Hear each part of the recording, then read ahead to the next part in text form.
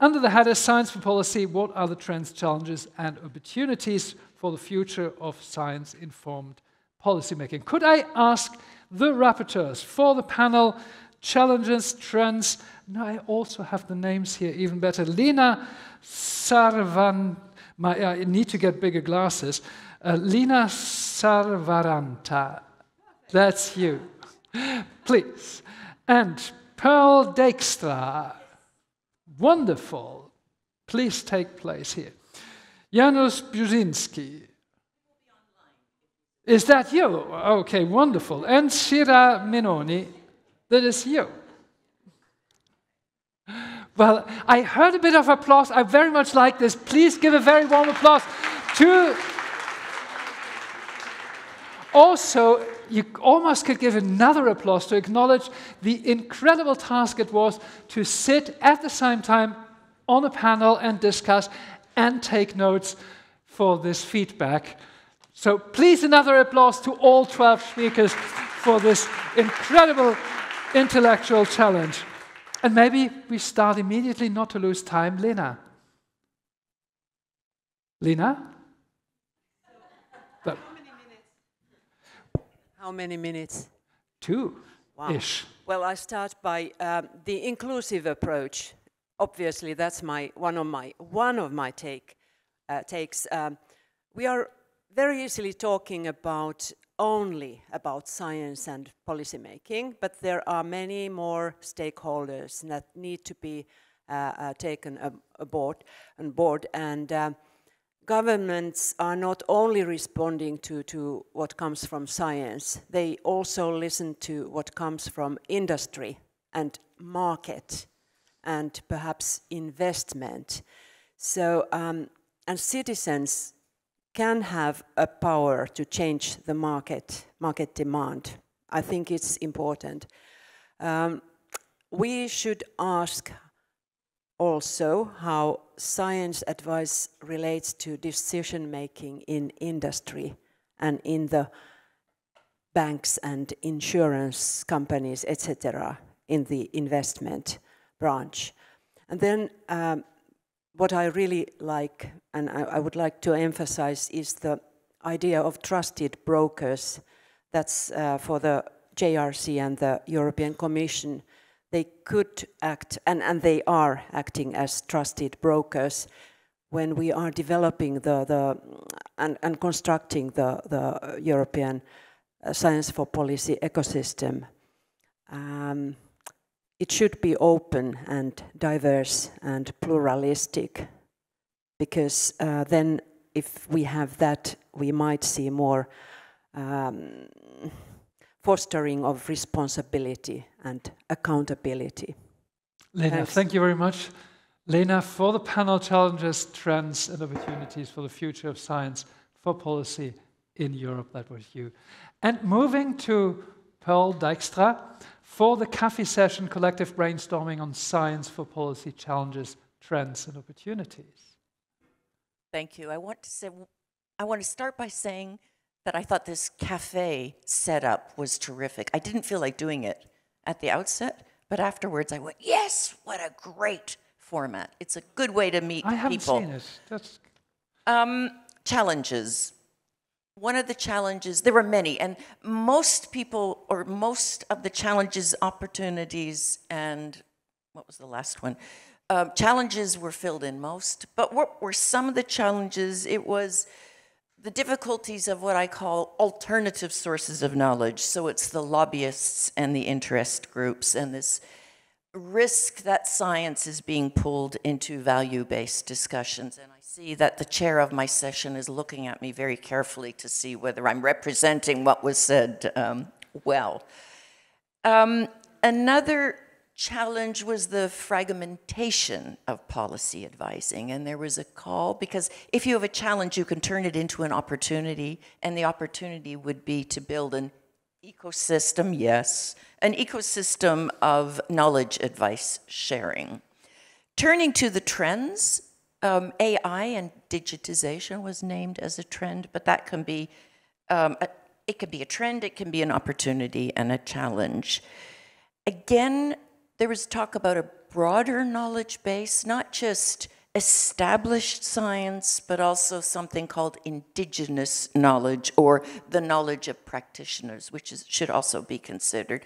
Finally, the opportunities, and it comes a little bit close to what you say. It's citizens' trust in science, but also their trust in electing policymakers or politicians who actually use science in their work.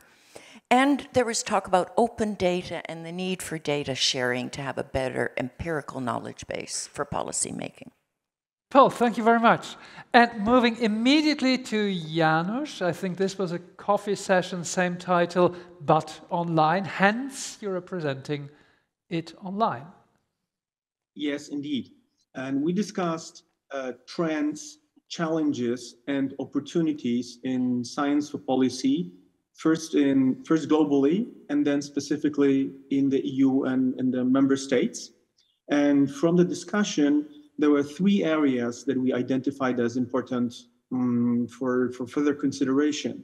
The first was that there is a gap between those who may provide advice, including the scientists, as well as the potential advisors themselves, many of whom are actually scientists, active scientists, and the potential recipients of the advice. So there is a need to have connectors and structures with experts such as the ones in the science advice mechanism for the European Commission.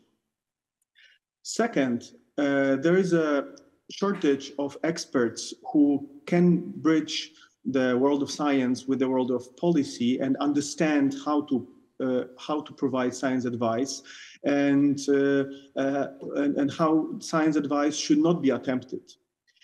So there is a need for training at different levels, also the need for training for scientists how to formulate the scientific opinions as they are understandable by the policymakers, and also the need for training for the policymakers how to understand the content of the science advice, as well as the training for those who are the middlemen.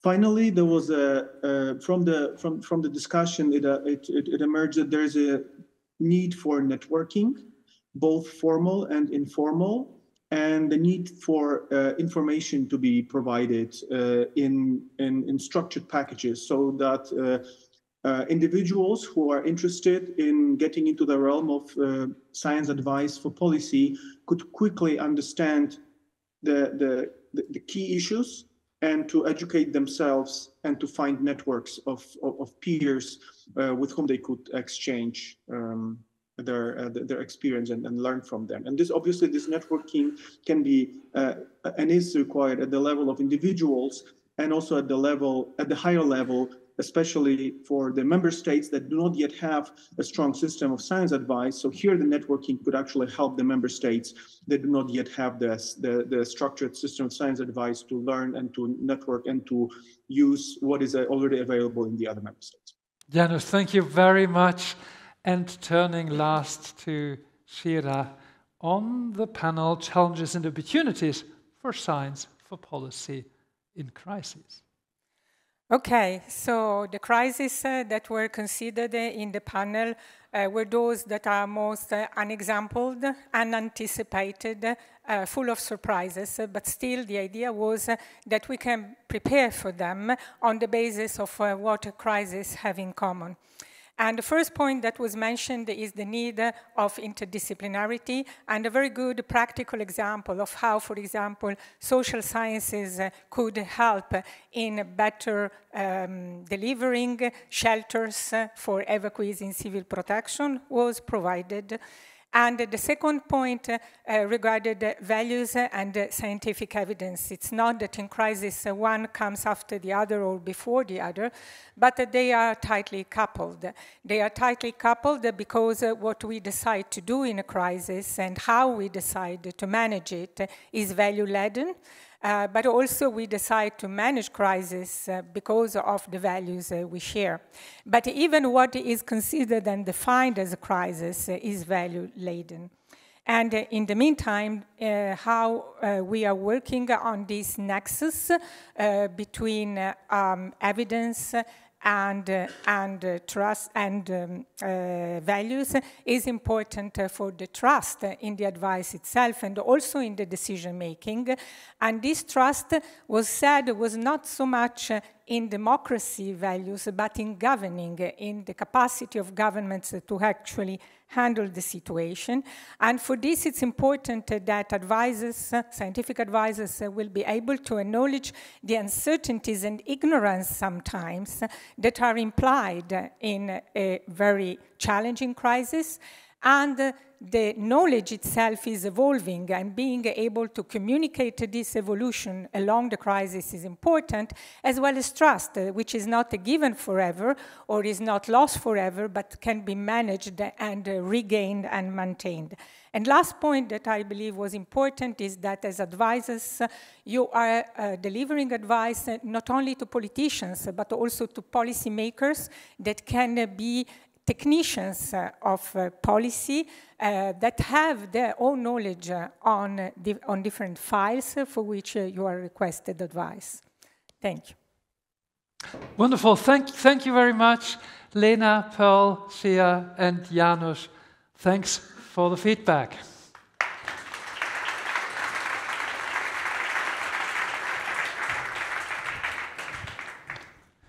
Moving on to the 2 o'clock to 3:15 sessions. Just need to fold my paper here to be able to read all the names. For the panel Science for Parliamentary Policymaking, Chris Tyler. There you are. For the Ideas Market, Building Science for Policy Institutions and Networks, Examples from Across Europe, Jaakko Kuursmanen. For the panel Science for Global and Intergovernmental Policy Making, I've sort of had, it rings a bell because I think I have moderated this myself, Jan-Marco Müller.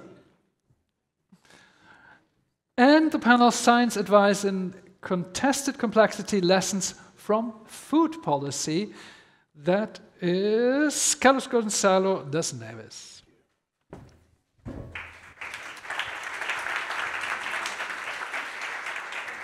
Look, thank you again, all 4 of you, for having volunteered, or having been volunteered, some of you, I think, to do this. The math are the same. We have 50 minutes, roughly, the 4 of us, so this is basically comes down to 2 minutes. Let's not lose time. Chris? Thank you. First of all, it's fantastic that in an event around science advice, it isn't exclusively focused on executives, but there was actually a whole session on parliaments, which of course are so critical in overall governance. We spent a bit of time in our group discussing the differences, some of the things that are distinct about science advice in parliaments, the fact that it isn't one, there isn't one political master with a narrow set of policy options, but a much wider range of stakeholders with a wide range of policy opinions, and therefore science advice performs a slightly different role. We had representative on the panel 2 relatively new science advice units in parliaments representing Spain and Luxembourg, and it was fascinating to hear them talk about the importance of culture change as part of the mission, making the privileged position of science as part of the policy and political debate ingrained in the parliamentary culture over a period of time, and that was a real mission. All of these units, however their function, need to be a bridge between academia and parliament, and we focus a bit on the importance of networks and building collective intelligence, and of course that requires training both within parliament and within the academic community. And finally, the importance of brokers. The units that exist as science advisory units inside Parliament are sort of providing a pull function, but it's also critically important that universities and other research institutes provide a push function, and we need brokers in those places as well too. Thank you. Chris, thank you so much. Jaakko, on the Ideas Market, Building Science for Policy Institutions and Networks, Examples from Across Europe. Thank you. We had very lively discussions in a very packed room, and we had loads of ideas and this summary definitely doesn't do justice to it, but there's 4 observations that come here. First is maybe a lesson for us as well. So one of the things we discussed was about the frames for science for policy, that there are different frames, that we should be clear about what we're talking about when talking about science for policy, that there are different functions from evidence-informed policy to policy evaluation, regulatory science, and science-based strategic advice. And all of these are very different. They are different in functions, and they require different institutional forms and guidelines. We also talked about importance of networks, as you did as well, talk about science advice networks within the government. One observation was that personal contacts and personal relationships are very important even within formal structures and networks. Capacity building was important there as well, and we highlighted especially importance for teaching the next generation of scientists on capacity building that goes beyond scientific communication skills, that looks at more broadly the impact mindset and the understanding of different pathways and different opportunity windows for impact. And finally, obviously AI was talked about a lot of ideas, a lot of buzz, a lot of experimentation on it. It's a wild, wild west that provides a lot of opportunities, but it's also should be taken with a grain of salt and have AI specialized scientists to evaluate and interpret the outcomes with you as well. In summary, yes, we saw a lot of potential pathways forward, a lot of ideas, and maybe as a last concluding observation, one of the cafe speakers that I spoke to said that the session involved so intense discussions that their main observation for the session was that they had lost their voice completely after it. Which sometimes is a good sign because everybody had time to talk. Jan Marco, on the panel Science for Global Intergovernmental Policymaking. Yes, this was an online panel and we had some 50 participants or so. First of all, we learned that the chief scientist of UNIP plays in a symphonic orchestra, whereas the chief scientist of FAO is a trained fighter pilot. So there are quite different career paths on how to become a science advisor in an international context. We saw that a lot is happening when it comes to science advice in the multilateral context and to intergovernmental bodies. Just to mention that more and more UN organizations have chief scientists. The UN Secretary General now established a science advisory board. There's a UN tech envoy now. There's going to be a UN AI envoy. And also efforts are underway to establish an intergovernmental panel on chemistry, pollution and waste. Or chemicals, pollution and waste, so kind of complementary to IPCC and IPBES. So a lot is actually happening on that front. And certainly one game changer in this has been the COVID-19 pandemic, which really made it obvious to all diplomatic services in the world that when you want to manage a pandemic, it's not enough to talk to foreign and security policy think tanks, but actually you need to talk to epidemiologists and very weird people from a diplomatic point of view. So we discussed, you know, what doesn't work in the current context, and of course we brought up a lot of the arguments that can generally apply to the science policy interface. So I'm just picking perhaps on those which are more crucial in the multilateral setting. Now obviously it is an issue when scientists are not in the room during negotiations, and this is especially kind of relevant in an international context. International negotiations are very dynamic. And of course, during climate negotiations, we have the scientists there, but it's usually not happen at the case, for instance, when free trade agreements are being negotiated or other agreements. So it's really important also to have the voice of science within reach, so that kind of ad hoc you can kind of get science advice, for instance, when the other side is proposing something. Timing is, of course, an important issue, and you know, every day in the world there's a coup d'etat, an earthquake or something, and diplomats are running, you know, behind what is happening in the world. Therefore there's a kind of lack of the long-term thinking, which of course science is very much into, and that's why it is so important also to strengthen the foresight structures for foreign policies. Of course, in the international context, there is the issue of geopolitics obviously coming in, and the need to raise also awareness among scientists about the geopolitical implications of their research. But also the issue of multilingualism is, of course, very important, especially also when you think of, accessing local knowledge, indigenous knowledge, and if it is published, then it's published in other languages than English. So there's also an issue, how to get this knowledge into the science advice of multilateral organizations. We've finished a little bit kind of discussing, how would an ideal kind of science advisory mechanism would look like in an international context. And of course, first of all, very important is the part from the local knowledge also, which I mentioned already, interdisciplinarity and getting in really across the board from all natural arts, science, arts, humanities, etc., the input. Get scientists and diplomats talk to each other. But it's also very important to have a clear mandate for such bodies, which is difficult to negotiate if you think in the current geopolitical context. It's important that you have very clear procedures and processes to ensure transparency, so just getting also the buy-in. Of course, having the support structures, budget, etc. And finally, of course, the big challenge you have is even if you have the best science advisory structure in the world, you are faced with multilateral institutions that have been designed for a world that doesn't exist anymore. If you think of the UN Security Council, which still reflects 1945, if you think that in many international agreements, China is still considered a developing country.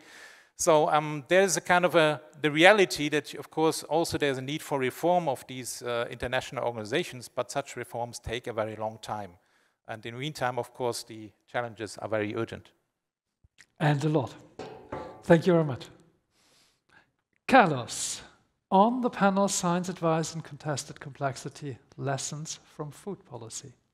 Thank you very much. So we did gather around the topic of food and all aspects related to it, and it's a conclusion that I think most of us will share here as well, that it is a complex topic in many aspects because of the interconnection of the stakeholders, because the science itself that is behind food production, food transformation, sustainability is complex. This requires good alignment, good collaboration. It's also a field that is highly affected by anything from personal values, geopolitics, economics, and all of this needs to be put together when we want to give advice. We went a little further that because it's complex, because it operates in an environment of contestedness, if I can say like that, we need some movement forward. Movement forward in terms of harnessing the best science, technology developments, AI was mentioned as well, a few of these, to ensure that advice is as accurate as possible. But then we need also to speed up the processes of how this advice is given. Innovation is moving quick, science is moving quick, policy might not be moving so quick. How do we get these bricks to be closer and to operate in a more time-real option? Finally, perhaps we then dwelt into this, a lot of this food discussion also evolves around transformation, future needs. Future needs need good science to support them, but future needs also means good science to explain the trade-offs and the changes that need to be taken, the things that need to be given away to move forward. But science is also to take care of the present time. It's not just the looking forward, it's the situation we have today. With this, we also finally mention a few things that perhaps I could summarize in science for policy is not just a ping-pong between one scientist and one advisor. It is a collective ecosystem, and in the case of food, one where the stakeholders, private or public, are relevant, and the citizen is key.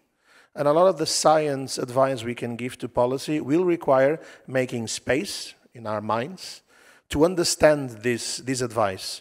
The policy advisor needs to understand, the politician needs to understand, but society in general needs to have an understanding. That may actually be key to ensure that the advice scientists give will reach quicker policy action. I'll leave it there. Thank you. Carlos, thank you very much. And thank you to the entire panel of panels, Chris, Jaco, Jan-Marco, and Carlos. Thank you very much. And moving to the last slot for the panel, Policies and Instruments to Build Capacity and Skills, Chloe Hill. Where are you? Chloe? There you are. For the coffee session, how to build science for policy competences for early career researchers, Stephanie Mason. Mason? That's you. For the coffee session, how to train the next generation of knowledge brokers, Christian Krieger. And for the panel, how to build science for policy capacity in national public administrations, Annegret Kaiser. There's something, oh, you're joining as a group? I might not have said all the names then, because I wasn't aware of that. You are? Stephanie, and you are? Elias. Welcome here. Wonderful. You're going to squeeze all that into 2 or 3 minutes, but wonderful. Well, without losing any time, Chloe, for the panel on policies and instruments to build capacity. I should say, I'm also still writing my notes. I imagine, because this just literally... All right, yeah, we start? Okay. Start. Okay, then Elias and Stephanie on the coffee session, how to build science for policy competences for early career researchers.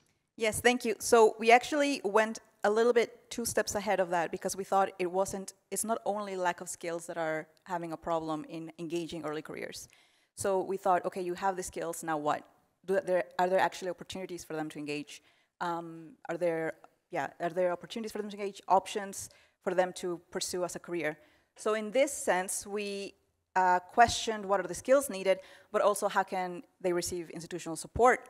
Who's going to deliver them? Who's going to finance them? And then eventually also, what are our pathways for early careers to engage with policy? Are there platforms to do so easily without a huge barrier to go through first? And then finally, what does this mean in terms of potential careers in the future that are non-academic for academics?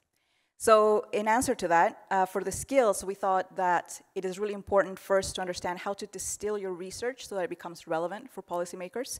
And related to this is to understand the timelines that policymakers use at a national level or a European level. So that's completely different from the timelines that academics use. So it's really important to be relevant to them.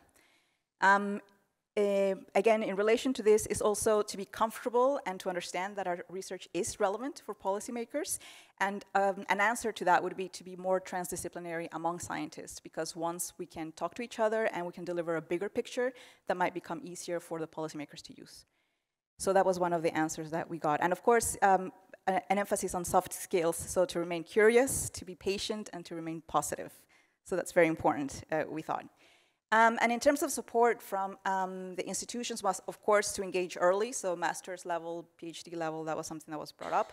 And also to include a sort of stop the clock, so to allow researchers to pause their research without penalties or any sort of, any type of fines in terms of,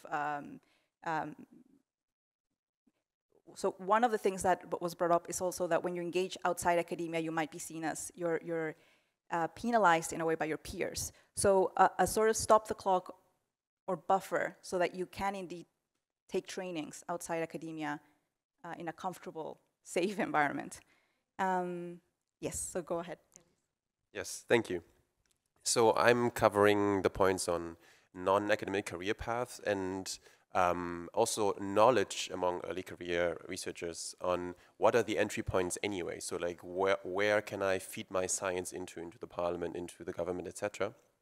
And also some people shared early experience in having such impact, and we sort of discussed what were the success factors. And for the former 4 points and for the latter 2 points. So we played a bit of a ping pong in the end of our session where we brainstormed various entry points to giving science advice, and I was quite surprised and happy that many of the early career researchers, maybe some selection bias, but actually had a fairly good idea of what different entry points were. So that was encouraging.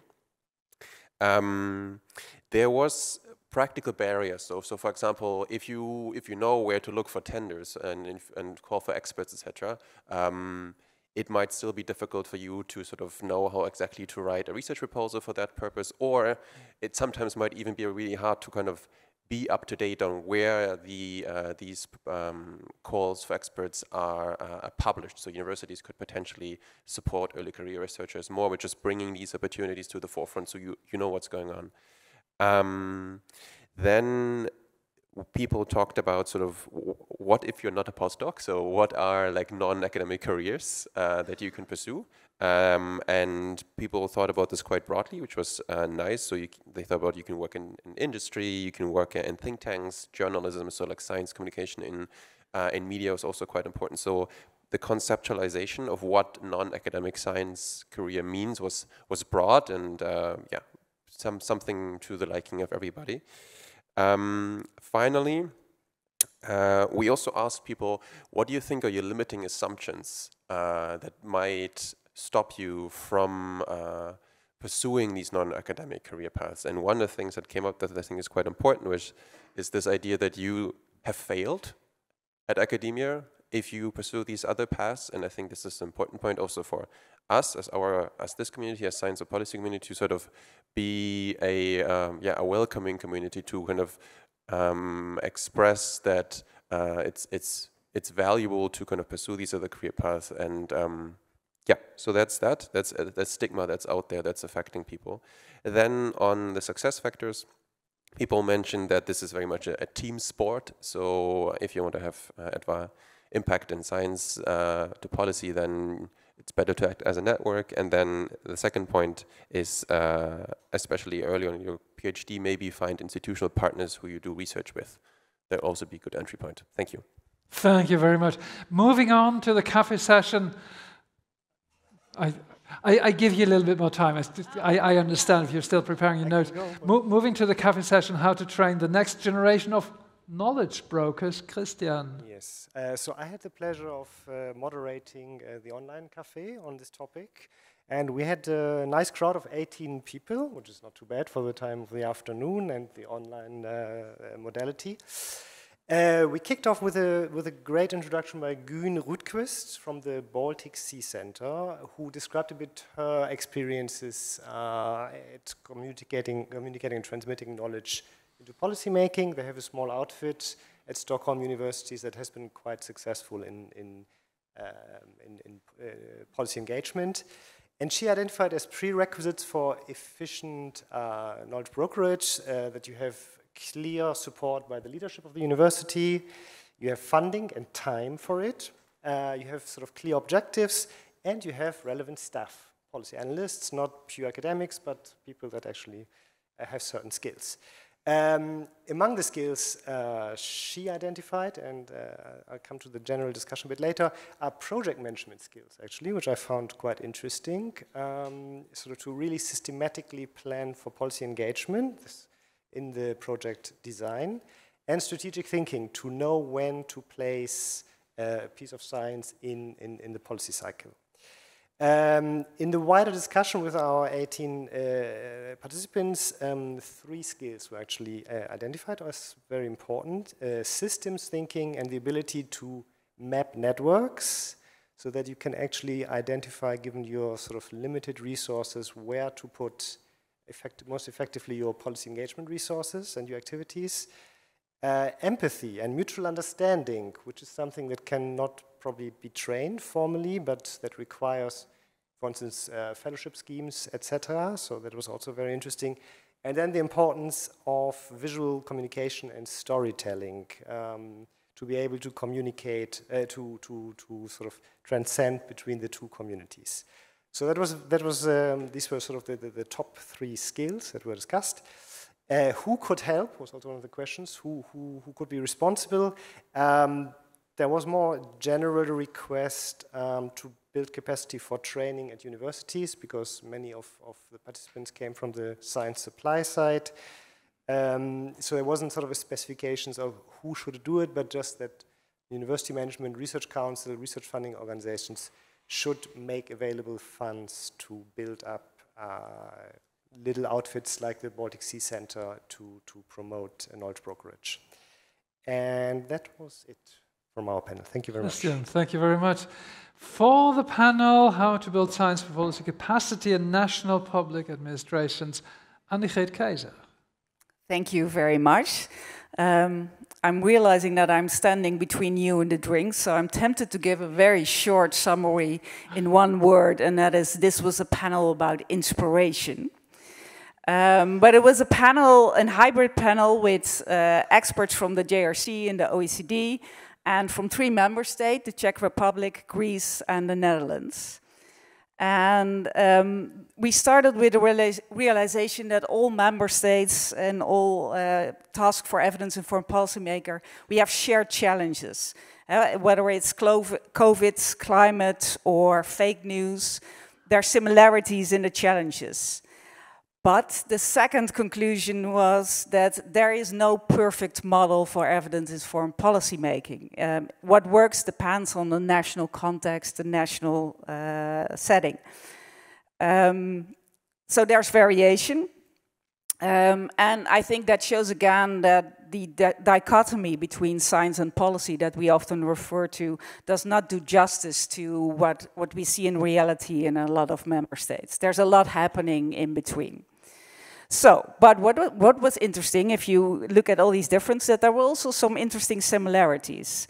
And for all the 3 initiatives in the member state, there was, at the basis lies a political will and a political need for establishment. And often also a concrete trigger, such as the financial crisis. Another success factor is that for all 3 initiatives, there was a law or a political act at the basis for it. We also saw that interdisciplinarity or multidisciplinarity is an important success factor. And one more specific success factor, or at least an interesting observation, if you look from a broker perspective, is that it's really helpful to ask silly questions. And who doesn't want to be in a position that you can ask silly questions? Thank you. And finally, for the panel, policies and instruments to build capacity and skill, Chloe Hill. Yeah, and now I've heard about all the things that I missed in the other sessions. So basically in our session, we focused a lot from the science perspective or the science community's perspective, looking at the different initiatives that scientific organisations can and do run to support this science and policy engagement. Things like pairing schemes, fellowships, working groups, discussing some of the benefits of those. And I think to most of the people in the room, they are pretty obvious. So obviously, this raising awareness within the scientific community that the policymakers here in Brussels do want their input and do want their insights. We focused a lot on pairing schemes. So Tommy runs a few different pairing schemes. He works with a lot of different scientists. He involves a lot of different people. And so they get to engage really directly with the policymakers and they get that direct experience.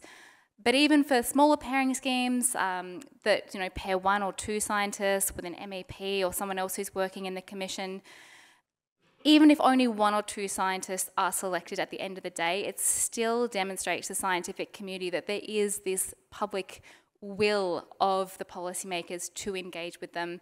And then they might look for opportunities to engage elsewhere. So this public awareness raising is really, really important. Not just for individual scientists, but also as an indicator to scientific institutions and organisations. This is something that is needed. This is something that is wanted by the scientific community and the policy community and is positive for society.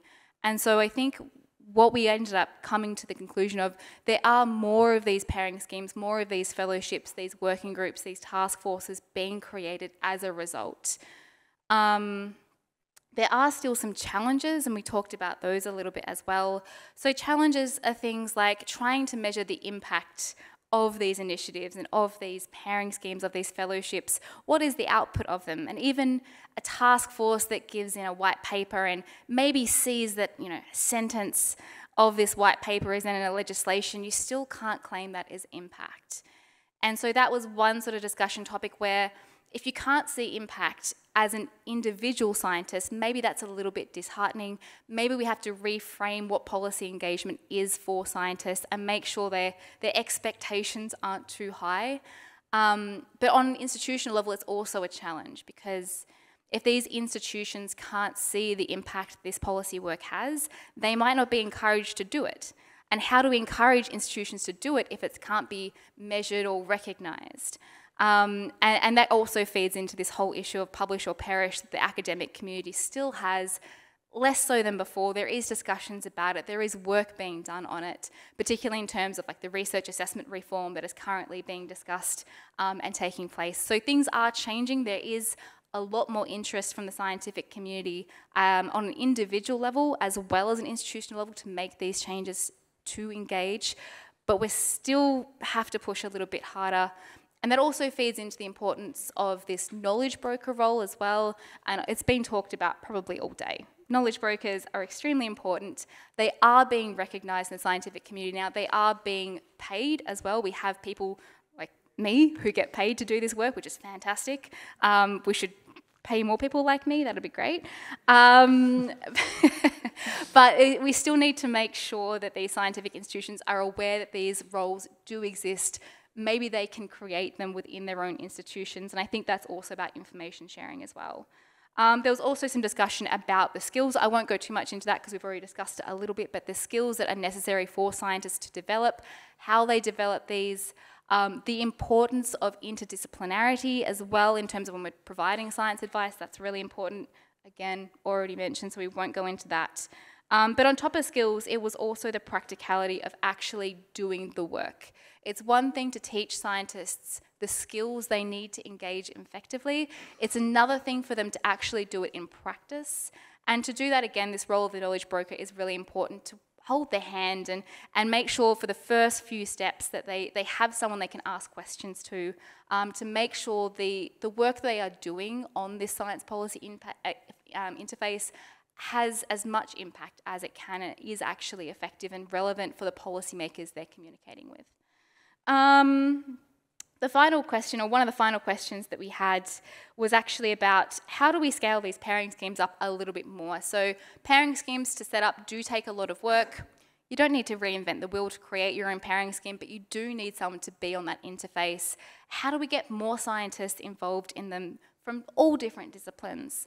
And the question was also raised in respect to the Commission. What can the Commission do to support this? And one aspect that was brought up was the Blue Book traineeship. I know we do have people in the room today who are scientists who are also Blue Book trainees. But the scientific community, generally speaking, either isn't aware of these Blue Book traineeships or they don't feel they can apply for them. So I think reaching out to the scientific community with these initiatives that the Commission has that already exist, making sure they're aware of them, making sure they're applying for them is really, really key. And finally, just conferences like this. We do have scientists in the room today. We do have scientists online. But reaching out to those scientific communities and making sure more scientists are aware that these conversations are taking place, I think is actually incredibly motivational, and incredible motivation, also very inspirational. So, yeah. Chloe, Stephanie, Elias, Christian, and Annegret, thank you so much.